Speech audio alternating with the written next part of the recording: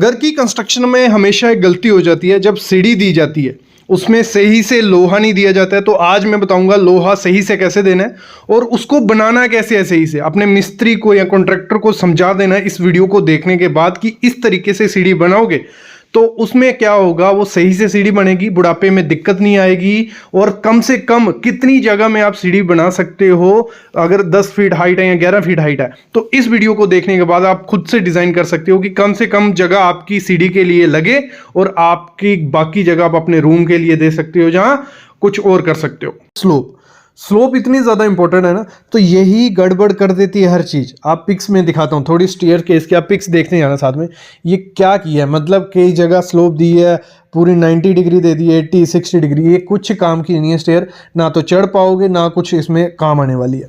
तो जो आपको स्लोप या पिच रखनी है वो आपको 30 डिग्री से 45 डिग्री के बीच रखनी है। ये क्यों रखनी है, अगर इसको आप पूरे एक्यूरेट रखोगे, आप रख लो 35 डिग्री रख लो, और ये कौन रखेगा, ये रखेगा आपका जो डिजाइनर रहेगा या आर्किटेक्ट रहेगा या आपका कॉन्ट्रैक्टर रहेगा। आप लोकल कंस्ट्रक्शन करवा रहे हो, कॉन्ट्रैक्टर को कहो भाई हमें 35 डिग्री स्लोप चाहिए तो वो बना के दे देगा। क्योंकि अगर स्लोप प्रॉपर रखोगे तो ना चलने में थकान होगी, ना उतरने में थकान होगी, ना दिक्कत आपको सामान लेने में होगी, ये चीज़ भी। और सबसे बड़ी गलती जो की जाती है, जो हेडरूम रखा जाता है सर, मतलब आप नीचे बाथरूम बना रहे हो, और ये स्लोप की इसमें बात ऐड करूंगा। कई लोग क्या करते हैं, जब बाथरूम की कंस्ट्रक्शन करते हैं, कहीं वो होता है कि स्टेयर केस के नीचे हम बाथरूम बनाएंगे, तो वो क्या करते हैं उसकी स्लोप बढ़ा देते हैं और स्टेयर केस चढ़ने में बहुत दिक्कत आती है। बाथरूम तो बन जाता है नीचे, लेकिन दिक्कत बहुत ज़्यादा आ जाती है आपको। तो आपको जो हेडरूम रखना है नीचे मिनिमम 2 मीटर या 2100 mm, 2 मीटर या 2000 mm या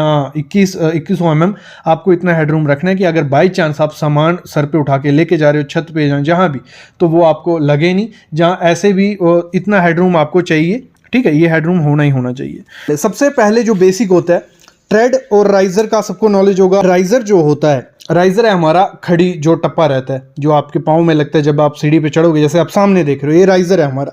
और राइजर आपको मिनिमम 130 से 150 mm रखना ही रखना है, ठीक है। कितना, 130 mm से 150, मतलब 6 इंच पकड़ लो, आपको 6 इंच मिनिमम रखना ही रखना है। और एक चीज़ ज़रूर ध्यान देना, जब आप इसकी कंस्ट्रक्शन करवा रहे होंगे तो ये चीज़ ध्यान लेके चलना कि इसके ऊपर टाइल या मार्बल आएगी तो उस चीज़ को काउंटर लेके चलना। मतलब आपको स्टार्टिंग में 4 इंच जहाँ 100 mm प्रोवाइड करनी है, फिर उसके ऊपर टाइल वगैरह आनी है। ये ध्यान भूल जाता है जब कंस्ट्रक्शन करवा लेते हैं। और ये क्या होता है, देखो जब कॉन्ट्रैक्टर आपका ये चीज़ बना रहा होता है ना, तो उसको नहीं पड़ी होती है, उसने अपने से बना के चले जाना है। जो टाइल वाला आएगा वो कहेगा ये तो गलत कर दिया, यहाँ तो पहले ही चेंज कर दिया, अभी हमें और माल चढ़ाना पड़ेगा। तो वो सीढ़ी पहुँच जाती है आपकी 180-200 mm। फिर जब एज्ड हो जाओगे तो चढ़ नहीं पाओगे, दिक्कत उसमें आएगी। जो आपका ट्रेड होता है, जहां हम पाँव रखते हैं, ठीक है, तो वो आपको रखना है 10 इंच, जहाँ 230 से 250 mm आपको रखना है। कितना, 10 इंच आपका रखना है कि आपका पूरा पाँव आराम से आ जाए। आप जब चढ़ो उतरो कोई दिक्कत नहीं आए, गिरने के चांसेस कोई नहीं हो जाए। और इसमें एक टिप और दे दूंगा मैं आपको, जब भी टाइल यूज करनी है एंटी स्किड टाइल यूज करना। और जैसे सामने आप देख रहे हो पजल टाइल है, ये पजल टाइल है, ये रात को जब इसमें दिखता नहीं है और इसमें गिरने के चांसेस काफ़ी ज़्यादा हो जाती हैं। तो ये जब टाइल खरीदोगे ये चीज़ भी ध्यान रखना। फिर हम बात करते हैं, मैं बेसिक अभी आपको बता रहा हूं, सबको पता भी होगा, लेकिन बेसिक से कहा था मैंने स्टार्ट करूंगा और एडवांस तक आपको ले जाऊंगा। फिर मैं बात करता हूं विड्थ की, तो काउंट करते रहना, 30 से अबव ही होंगी ये चीज़ें। तो विड्थ जो आपको रखनी है वो रखनी है 3 फीट, मतलब आप अप्रॉक्स पकड़ के चलो, आप 1 मीटर तो आपको रखनी है आपकी, अगर सिंगल यूज़ के लिए है। अगर आपको सामान वगैरह ऊपर नीचे उतारना है, 4 फीट रखो, 5 फीट रखो, वो आप पे डिपेंड है। लेकिन विड्थ ज़्यादा सीढ़ी बड़ी करके भी कोई फ़ायदा नहीं है, तो स्टैंडर्ड साइज़ रखो, 3 फीट रखो, बहुत है। और ये चीज़ है। और ट्रेड, एक मैं और टिप देता हूँ आपको, जब ट्रेड आप लगाओगे तो आजकल मार्केट में अवेलेबल है, स्टैंडर्ड साइज़ के आते हैं, वो 1200 mm होते हैं विड्थ में, और उनकी जो ट्रेड होता है वो 250 mm होता है। तो आप प्रॉपर उस शेप की बनाइए और बाजार से लाके वो लगवा दीजिए, बहुत अच्छा उसमें ग्रुप भी बना होता है, बहुत अच्छा देखने को लगता है। फिर जब रेलिंग आप लगाने जाओगे, रेलिंग का ध्यान रखो, आप एल्यूमिनियम की लगाओ, स्टील की लगाओ, जो भी लगवानी है आपको, लेकिन उसकी हाइट आपको 900 mm रखनी ही रखनी है। ना इससे ज़्यादा रखो, 800 mm रख सकते हो, ज़्यादा रख के कोई फ़ायदा नहीं है, खर्चा बढ़ेगा, लेकिन आप 900 mm रखो। और जो न्यूल पोस्ट होता है, ये जो देख रहे हो खंबा जैसा स्टार्टिंग में रहता है जिस पे आप पकड़ के चलते हो, तो न्यूल पोस्ट भी आपको ज़रूर लगाना है। 900 mm उसकी हाइट, उसकी भी रखिए आप, कोई दिक्कत उसमें आपको नहीं आएगी। ये होता है राइजर।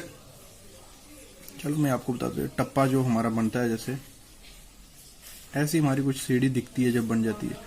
तो जो राइजर होता है इसे हम राइजर बोलते हैं। ये राइजर आ गया, ये जो ये वाली चीजें होती है ना ऊपर ऊपर, ये राइजर आ गया। 6 इंच से 8 इंच इसको आप रख सकते हो। 6 इंच रखोगे अच्छा है, क्योंकि जब ओल्ड एज कोई बूढ़ा घर पे होगा तो उसको चलने में दिक्कत नहीं होगी, जितना छोटा होगा उतना सही होगा। और ट्रेड की बात करें, हम ट्रेड इसे बोलते हैं, ये वाला हिस्सा, ये तो इसको रखते हैं 10 इंच से 12 इंच। तो ये भी जितना फुट आ जाएगा आपका, पांव आ जाएगा इस पे, तो उतना आपको रखना चाहिए, अच्छे से पांव आ जाए। ये नहीं कि आधा पांव बाहर रहे, वो रिस्की रहता है। तो ये स्टैंडर्ड साइज आ गए इनके, ये पता चल गया। अभी आओ नीचे, अभी ये सब भूल जाओ जो दिख रहा है आपको, ये मैं बाद में साथ में बताते जाता हूं। आपका घर की छत की मतलब जो हाइट रखी जाती है, बेसिकली 10 फुट तो होती रखनी है आपको, या 3 मीटर बोलो। तो 10 फुट हमने रखा कि हमारा जो ग्राउंड है, फ्लोर है, वहां से छत की हाइट कितनी है, 10 फुट। क्लियर, इतना क्लियर हो गया, 10 फुट हो गया। फिर आपको देखो, आपको डॉग लेग बनानी है। डॉग लेग ये हो गई, मतलब जिसमें ऐसे चढ़े, लैंडिंग आई, फिर इधर चढ़ गए, डॉग लेग, बीच में जगह बच गई। तो एक होती है सीधी सीढ़ी, मतलब सीधी आपने देखी होगी दुकानों पे सीधी रहती है ऐसे, वो तो सिंपल है, उसको कोई, क्योंकि वो अच्छी भी नहीं दिखती है और वो तो सिंपल डिजाइन हो जाएगी। ये देख लोगे तो वो खुद कर लोगे।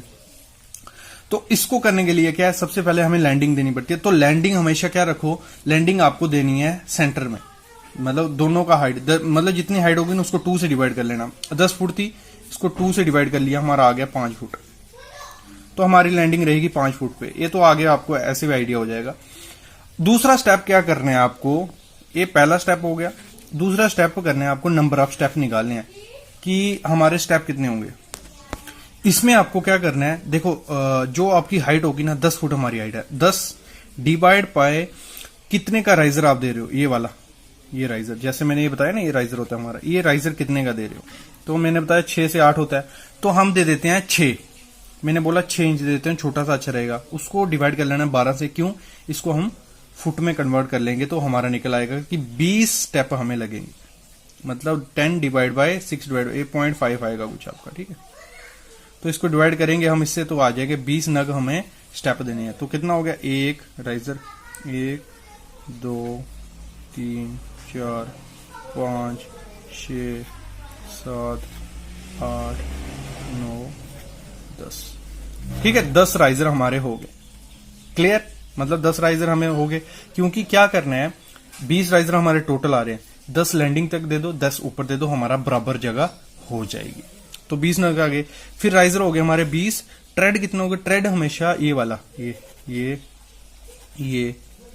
मतलब ये जो ऐसा जहां पे पांव आएगा आपका, वो 1 नग हमेशा कम होता है किससे, राइजर से। तो कर देना 20 माइनस 1 हो गया, 19 नग हमारे ट्रेड आ गए। क्लियर, इधर तक पहुंच के क्लियर हो गया आपको। अब भी यहां से यहां हो गया। अभी क्लियर करना है हमें कि हाइट तो हमें ये निकल गया हमारा। अभी हमें करना है, अगर मैं इसका प्लान देखूं तो हमारी सीढ़ी कुछ ऐसे दिखेगी। भूल जाओ वैल्यू, ये मत देखो अभी, ठीक है। तो इसको क्या करना है, 10 राइजर हमारे ऐसे आएंगे लैंडिंग तक, तो 10, और ट्रेड कितनी आएंगी, मैंने कहा ट्रेड आती है एक कम राइजर में से, तो 10 माइनस 1 हो गए 9 हमारे यहां पे होंगे। 1 2 3 4 5 6 7 8 और 9। क्लियर, तो ये आगे, तो इसको मल्टीप्लाई कर देना है आपको 10 से। क्यों 10 से करना है, क्योंकि हमारा जो हम ट्रेड ले रहे हैं वो कितना लिया, 10 से 12 होता है ना, मैंने 10 इंच ले लिया, 10 तो हो गया। क्लियर हो गया। 9 फिर क्या करना है आपको, 9 इंटू 10 वो आया 90 हमारा, 90। उसको डिवाइड कर देना है 12 से, क्योंकि हमें इसको फुट में कन्वर्ट कर लिया। तो ये आ गया 7 फुट 5 इंच। यहां से लेके यहां तक कितनी जगह हो गई हमारी, 7 फुट 5 इंच। इसी को निकालने के लिए हमने ये प्रोसेस किया, क्योंकि हमारी इधर कितनी सीढ़ियां हैं, इसको प्लान कुछ ऐसा दिखेगा। यहां तक हमारी हैं 10 टप्पे थे, और उसमें ट्रेड कितने आएंगे, 9। तो 9 को हम मल्टीप्लाई करेंगे किससे, इधर इसका कितना हमारा 10 इंच, 9 इंटू 10 हो गया 90। उसको डिवाइड कर देंगे फुट में कन्वर्ट करने के लिए, 7 फुट 5 इंच। क्लियर। फिर आती है, हम यहां चढ़ गए, यहां से चढ़े, ये लैंडिंग, ये छत की ऊपर आ जाएगा छत, यहां से चढ़े। फिर आती है हमारी लैंडिंग। लैंडिंग आपको, ये मैं बता रहा हूं मिनिमम, आपको इससे बड़ी रखनी है, इससे छोटी कभी नहीं रखनी है। सबसे छोटा साइज में बता रहा हूं, इससे छोटा रखोगे वो स्टैंडर्ड साइज नहीं रहता, वहां दिक्कत आती है चलने फिरने में। 3 फुट रख ली हमने ये, ये 3 फुट रख ली हमने, ठीक है। तो यहां से यहां हो गया 3 फुट। फिर हम इस तरफ आते हैं, तो ये भी हमारे 3 फुट हो गई, ये 3 है तो ये 3 हो गई। बाकी टप्पे हमारे इधर भी 10 थे, तो ये भी हमारा हो गया कितना, यहां से लेके 7.5। क्लियर, ये हो गया। बीच में आपको इसको जगह रख देंगे, 4 इंच आपकी जगह इसमें होनी चाहिए, मतलब 100 mm आपको रखना ही रखना है। तो इन दोनों को प्लस करते हैं हम, 7.5 प्लस 3 कितना हो गया, 10.5, ठीक है। फिर इसको प्लस करते हैं, ये एरिया 3 फुट ये था, हमने ये रखा है। और इसकी विड्थ, ये विड्थ 3 फुट ले लो, मिनिमम 3 फुट आपको रखनी है, बाकी इससे ज्यादा ही होनी चाहिए। 3 फुट से कभी भी कम नहीं करनी है। 3 फुट ये हो गया, 3 फुट ये हो गया चौड़ाई, तो 3 + 3 6 + 4 तो हो गया 6.4 इंच। तो इसको लिख दिया 6.4 इंच। अभी क्या करना है, इसको हमने स्क्वायर फीट में इसका एरिया निकालना है, मिनिमम एरिया। तो ये जो इंच में इसको कन्वर्ट करना है फुट में, तो उसको 12 से मल्टीप्लाई कर देंगे, इसको सिर्फ इसको इंच वाले को, तो 10 ऐसे ही आ जाएगा। 5/12 हो गया 10.41। 6 ऐसे आ जाएगा, 4 को डिवाइड करेंगे 0.33। इन दोनों को मल्टीप्लाई किया तो हमारा आ गया 65.89 स्क्वायर फीट। आपको मिनिमम जगह चाहिए इस ऐसी सीढ़ी को घुमाने में, मतलब ऐसे यहां से चढ़ेंगे, ऐसे घूम के सीधा छत पे, बाकी इधर एक बीम आ जाएगा लैंडिंग के नीचे और 2 कॉलम आ जाएंगे। तो ये था, मतलब बेसिक डिजाइन था। अगर आप कुछ पता भी नहीं है ना, मतलब इसको देख के आपको आइडिया हो गया होगा कि कैसे आपको सीढ़ी प्रोवाइड करनी है। आपको कितना एरिया चाहिए, 65.89 आपका एरिया होगा, अगर आप सीढ़ी कहीं भी बिठा सकते हो। तो इसको करने के लिए क्या था, बेसिक स्टेप थे। पहले हाफ में लैंडिंग दे देनी है, बाकी स्टेप निकाल देने, टोटल कितने आएंगे, आधे लैंडिंग तक दे देने, आधे ऊपर दे देने हैं। तो उसके बाद आपको यही प्रोसेस फॉलो करके आपको पता चल जाएगा ये एरिया कितना है, फिर ये 3 फीट जहां जितना आपको देनी होगी वैसे देके आप कर सकते हो। तो मतलब हमें हो गया कि हमारा अगर 10 बाय 5 फुट 10 फुट 5 इंच का जगह या 6 फुट 4 इंच, इतनी जगह में आपकी सीढ़ी अच्छे से बैठ जाएगी अपनी रेजिडेंशियल घर की। फिर एक चीज और ध्यान देनी है आपको, जब भी आप स्टेयरकेस का डिजाइन करो, जो आपकी फ्लाइट होगी, फ्लाइट क्या होती है, ये हमारा मतलब पूरा सामने आप जैसे देख रहे हो, ये हमारी एक फ्लाइट होगी जिसमें पूरी आपको सीढ़ियां दिख रही हैं। और 2 टाइप की स्टेयरकेस आजकल मोस्टली यूज करते हैं, एक तो आगे स्टेयर हमारी, फिर आगे यू शेप्ड। तो आपको जो यू शेप्ड रखनी है उसमें तो हम कंट्रोल कर सकते हैं कि आपको फ्लाइट में 12 स्टेप से ज्यादा नहीं रखने। मिनिमम आप 3-4 रखिए, लेकिन 12 स्टेप से ज्यादा नहीं रखिए। 12 स्टेप के बाद लैंडिंग प्रोवाइड कर लीजिए। लेकिन अगर आपकी डायरेक्ट है, मतलब सीधी स्टेयर है, तो उसमें भी आपको 12 स्टेप के बाद लैंडिंग प्रोवाइड कर देना, वो बहुत सही रहता है और सेफ रहता है, ठीक है। तो ये चीज भी आपको ध्यान देनी ही देनी है। फिर हम बात करते हैं जो सॉफिट हमारी होती है, ये बहुत जगह गलती की जाती है सॉफिट, और मोस्टली सीढ़ियां जो क्रैक आती हैं या गिरती हैं वो सॉफिट की वजह से गिरती हैं, या जिनको बेस स्लैब बोलते हैं। बेस स्लैब में आपको क्या करना है, बेस स्लैब की आपको थिकनेस आपको ना ज्यादा, देखो कई लोग क्या कर देते हैं, हम ज्यादा रख देंगे कोई दिक्कत नहीं आएगी, ज्यादा रखोगे डेड लोड बनेगा वो फिर भी गिरेगी। तो आपको जो बेस स्लैब रखनी है वो आपको रखनी है 120 mm से 150 mm आप रखो। फिर उसके ऊपर हमारे स्टेप आ जाएंगे। कई क्या करते हैं आजकल, खड़ी टप्पा बना रहे हैं, मतलब चेन स्टेयरकेस बना रहे हैं, ऐसे आप देखोगे उसमें बेस स्लैब नहीं होती। लेकिन उसमें गलती क्या कर देते हैं लोग, उसमें जो स्टील प्रोवाइड करते हैं वो प्रॉपर से प्रोवाइड नहीं होता और थोड़े टाइम बाद वो बेंड हो जाती है। तो आपको अगर उस पर मैं वीडियो बना चुका हूँ, चेन लिंक वाली जो रहती है, उसमें जो आपको सरिया प्रोवाइड करना है ना, वो पूरा चेन लिंक के हिसाब से करना है। जैसे आप सामने देख रहे हो, ये एक कमर्शियल बिल्डिंग है, यहाँ चेन लिंक स्टेयर यूज़ की है, लेकिन इसमें पूरा सरिया, आपको सरिये की डिटेल चाहिए कोई कमेंट करना, सरिये की डिटेल भी आपको प्रोवाइड करवा देंगे। फिर हम बात करते हैं जो आपकी लेग शेप रहती है, यू शेप, मतलब लगा लो यू शेप आपकी जो स्टेयरकेस है, उस यू शेप की स्टेयरकेस में मिनिमम जो दोनों के बीच का डिस्टेंस होता है वो आपको 1 फीट या 300 mm रखना ही रखना है। और अगर आपकी मल्टी स्टोरी बिल्डिंग है, ये बहुत बड़ी गलती होती है कि आपको प्रॉपर वो 3 फीट कायम करना पड़ेगा, नहीं तो जब टाइल मार्बल लगाओगे ना तो वो नीचे से ऊपर देखोगे ना तो टेढ़ा मेढ़ा दिखेगा, वो बहुत खराब दिखता है। अगर ये साइट इंजीनियर के लिए भी एक टिप है। फिर आप जब भी उसमें कंक्रीट यूज करोगे, जो आपको कंक्रीट करना है आपको स्टेयरकेस में, वो एक टिप ध्यान रखना है, जो साइड की टिप है, आपको हमेशा कंक्रीट यूज नीचे से स्टार्ट करना है, ऊपर जाना है। और मोस्टली मैंने देखा है कुछ लोग क्या करते हैं, ऊपर से नीचे आते हैं, नहीं, आपको नीचे से कंक्रीट करके ऊपर जाना है और साथ में आपको जो कंक्रीट मिक्स उसमें यूज करना है, जो कंक्रीट उसमें यूज करना है वो M25 से कम मत करिए। ऐसे M20 भी चलेगा लेकिन M25 करिए और एक रेशो 2 का माल बनाइए। एक रेशो में आप सीमेंट डालिए, एक में सैंड डालिए और 2 रेशो में एग्रीगेट। ऐसी सीढ़ी बनेगी, मजा आ जाएगा उसमें। और जो उसका स्लंप रखोगे वो रखो ना, आपको 120 mm स्लंप रखना ही रखना है। और ये स्लंप जिनको नहीं समझ आ रहा है तो माल आपको थोड़ा ढीला रखना है, इतना ज्यादा नहीं कि स्लरी बन जाए, थोड़ा ढीला रखो कि उसमें, क्योंककि कंजस्टेड एरिया होता है जब उसमें शटरिंग हो जाती है ना स्टेयरकेस में, तो बहुत कंजस्टेड हो जाता है और उसमें एग्रीगेट घुसने की जगह नहीं रहती। और पॉसिबल हो 20 mm से ज्यादा बड़ा एग्रीगेट उसमें यूज मत करो। और वाइब्रेटर मस्ट मस्ट मस्ट रखो, वाइब्रेटर के बिना सीढ़ी मत करो, क्योंकि मोस्टली हनीकॉम्ब जो निकलते हैं सीढ़ी में निकलते हैं और सीढ़ी में हनीकॉम्ब निकलेंगे क्योंकि उसकी बेस स्लैब ही यार, आप 100 mm या 120 mm डाल रहे हो ऊपर से, क्या उसमें अगर हनीकॉम्ब निकल गया, सरिया बाहर आ गया तो उस प्लास्टर से कुछ नहीं होगा। तो ये चीज भी आपको ध्यान रखना ही रखना है। और जो आपको स्टील, मेन चीज इसमें रखनी होती है ध्यान, स्टील। जब आपको स्टील उसमें प्रोवाइड करना है तो मेन बार, क्योंकि आप प्रॉपर डिजाइन के साथ जाओगे तो वहां 10 mm मेन बार और 8 mm डिस्ट्रीब्यूशन प्रोवाइड करोगे, कोई दिक्कत नहीं आएगा। लेकिन अगर आप डिजाइन नहीं करवा रहे हो स्टेयरकेस, तो मेन बार जो आपका रहेगा, जो आपको सीधा डालना है, वो 12 mm से कम मत डालना। 12 mm आप डालोगे और जो डिस्ट्रीब्यूशन रहेगा, जो हॉरिजॉन्टल जाएगा, वो आपको डालना है कितना, 10 mm। अगर आप क्या कर रहे हो, बिना डिजाइन के कर रहे हो। ये चीज भी ध्यान रखना है, बहुत बड़ी गलती हो जाती है। और फिर बात आती है, कई लोग बोलते हैं कि मिनिमम जगह कितनी चाहिए एक स्टेयरकेस की। अगर सिंपल स्टेयरकेस बना रहे हो लंबी, ठीक है, मतलब कोई उसमें लैंडिंग यू शेप नहीं बन रही, सीधी बन रही है, तो वो आपकी मजे से 5x12 की स्पेस में बन जाएगी अच्छी सीढ़ी। और अगर आप बना रहे हो मतलब 48 से 50 स्क्वायर फीट में एक अच्छी स्टेयरकेस बन जाती है, कोई दिक्कत नहीं है। लेकिन अगर आप बना रहे हो यू शेप, तो आपको मिनिमम 15 फुट बाय 7 फुट की जगह चाहिए ही चाहिए, उसमें आपकी एक स्टेयरकेस अच्छे से बन जाएगी। फिर आता है बहुत इंपॉर्टेंट पॉइंट आता है इधर, वो आता है जो प्लिंथ बीम जो आपकी स्टेयरकेस बनती है। मैंने लोगों को देखा है बिना फाउंडेशन के स्टेयरकेस बना देते हैं, मतलब 1 फुट नीचे सरिया डाला और सरिया निकाला, चलो जी स्टेयरकेस तैयार।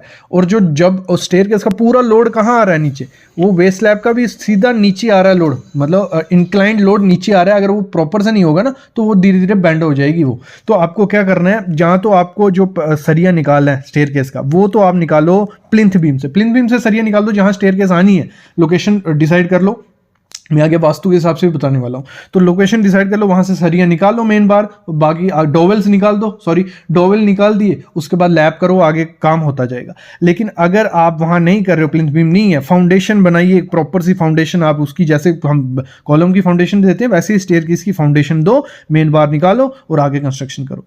और फिर अगली चीज जो आपको करनी है, जब आपकी ये सब हो जाता है, कंस्ट्रक्शन हो गई, तो जो शटरिंग आपको करनी है, मेरे एक चीज ध्यान रखना, शटरिंग में ऐसी शटरिंग आपकी होनी चाहिए उसमें से कोई भी स्लरी सीमेंट नहीं निकलना चाहिए, और प्रॉपर शटरिंग यूज करो। कभी भी अगर आपने देखो 12 mm की प्लाई यूज कर दी और जब उस पर लोड आया तो वो बेंड हो जाएगी, और वो बेंड रहेगी हमेशा के लिए, उसको छील नहीं सकते। फिर क्यों छीलोगे तो वो क्रैक्स आ जाएंगे छोटे मोटे। तो आपको थिकनेस प्रॉपर रखनी है, 18 mm या 20 mm की प्लाई यूज करो, बोर्ड यूज करो, और प्रॉपर से शटरिंग में बोलूंगा, ये टिप्स है, प्रॉपर से शटरिंग आपको करनी है।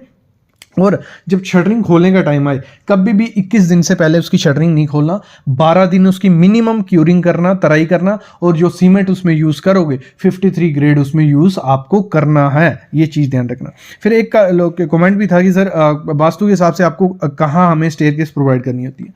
तो वास्तु आपको कहता है कि आपको वास्तु के हिसाब से आपको साउथ और वेस्ट के बीच, आपको अगर वेस्ट और साउथ के बीच कोई भी जगह मिलती है तो वहां स्टेयरकेस प्रोवाइड कराइए। वास्तु के हिसाब से सबसे अच्छी स्टेयरकेस वहीं प्रोवाइड होती है। फिर हम बात करते हैं इसमें, जब भी आप, ये अभी आई सिविल इंजीनियर्स के लिए टिप्स, जब भी आप शटरिंग करो उसकी, तो पहले ब्लूप्रिंट तैयार करो, मतलब आप जो प्लैंक लगाया उसके ऊपर बना लो, जहाँ जो आपका कंक्रीट का सरफेस है, ब्रिक है, उस पर प्रिंट कर लो, उसके बाद उस पर शटरिंग करो। जब एक बार ये ब्लूप्रिंट बनाओगे, आप ब्लूप्रिंट खुद से बना सकते हो, ऑटोकैड में बना लो, उसके बाद जब मिस्त्री को बोलो बना, फिर आपको ऐसे सिविल इंजीनियर चेक करना है, फिर उसके बाद सरिया बांधना या शटरिंग करना। अगर आपने बिना ब्लूप्रिंट के ठोकना स्टार्ट कर दिया, सरिया बांधना स्टार्ट कर दिया, तो उसका इतना कवाड़ा हो जाएगा, 2-3 दिन एक्स्ट्रा उसको खोलने में, लगाने में फिर से लग जाएंगे। ये बहुत बड़ी मोस्टली साइड पे गलती यही होती है और कहते हैं जी सिविल इंजीनियर को सीढ़ी बंधवाना या ब्लूप्रिंट बनाना आ गया तो बाकी काम कुछ नहीं है, उसका शटरिंग उसके लिए इजी है। तो ये चीज़ जरूर ध्यान रखना as a civil engineer, site engineer या कॉन्ट्रैक्टर। दूसरी क्या दिक्कत आती है, देखो जब सीढ़ी बन जाती है मोस्टली सिविल इंजीनियर ध्यान नहीं देते हैं। जब सीढ़ी बन जाती है और जब टाइल और मार्बल का काम आता है तो गलती वहाँ पकड़ी जाती है, क्योंकि देखो जो रूम होते हैं ना प्रॉपर डायमेंशन के साथ होते हैं, उसकी जो टाइल आ रही होगी ना, जो सीढ़ी के पास टाइल लगेगी, अगर एक टुकड़ा आधा लग रहा है तो वो सामने पकड़ा जाएगा और बहुत खराब दिखता है। जब मार्बल का पीस थोड़ा आधा लग रहा है, टेढ़ा लग रहा है, वो बहुत खराब दिखता है। तो मार्बल में ये चीज पकड़ी जा, जब फिनिशिंग की आइटम आती है ना, मतलब आरसीसी करके निकल जाओगे, लेकिन जब फिनिशिंग का काम आएगा ना, उसमें ये गलती पकड़ी जाएगी और वो सही नहीं होती है। तो आपको जब भी सीढ़ी डिजाइन करवानी है, मेरे ख्याल में 3 से 4 बार चेक करना। अभी बात आती है इंटरव्यू क्वेश्चन की। ये इंटरव्यू क्वेश्चन आपको मस्ट आना चाहिए, मैं बता देता हूँ आपको है क्या। देखो ये क्वेश्चन पूछा गया था LNT में और कमेंट आया था कि सर विंडर्स क्या होते हैं, WINDERS, विंडर्स क्या होते हैं। ये होते हैं स्टेयरकेस में ही होते हैं, तभी मैं बता रहा हूँ आपको। विंडर्स होते हैं एंगुलर स्टेप्स हम जो प्रोवाइड करते हैं। अगर डायरेक्शन चेंज करनी होती है कभी कभार हमें, जैसे सामने आप देख रहे हो यहाँ डायरेक्शन चेंज करने की जरूरत थी, तो यहाँ विंडर प्रोवाइड किया है। और जो विंडर्स होते हैं मैक्सिमम आप एक स्टेयरकेस में 3 विंडर से ज़्यादा प्रोवाइड नहीं कर सकते। ये मतलब एक स्टैंडर्ड है, आप करो, कोई आपको रोकने नहीं वाला, लेकिन 3 विंडर से ज़्यादा करोगे वो एक अच्छी स्टेयर नहीं दिखेगी और चलने में उतरने में दिक्कत होगी। और जो अगर हम बात करें 90 डिग्री से अगर हमें कॉर्नर लेना हो मिडिल स्टेप, वहाँ उसे हम काइट बोलते हैं। मतलब 3 विंडर्स अगर हम प्रोवाइड कर रहे हैं, बीच वाला जो होता है ना, उसे हम क्या बोलते हैं, काइट विंडर। ये चीज़ भी आपके लिए बहुत इंपॉर्टेंट थी, इसलिए मैंने आपको बता दी। और आई होप आपको मज़ा आया होगा वीडियो देखने में, काफ़ी चीज़ें पता चली होंगी। 30 से ज़्यादा चीज़ें मैंने आपको बताई हैं, लेकिन बहुत इंपॉर्टेंट चीज़ें बताई हैं। जब भी करवाओ कंस्ट्रक्शन, ये चीज़ें ध्यान रखना। और ऐसी वीडियोस हम लाते रहेंगे। आप कमेंट करो जो भी चाहिए, वीडियो को लाइक करो, और अभी अलविदा लेता हूँ। Thank you guys.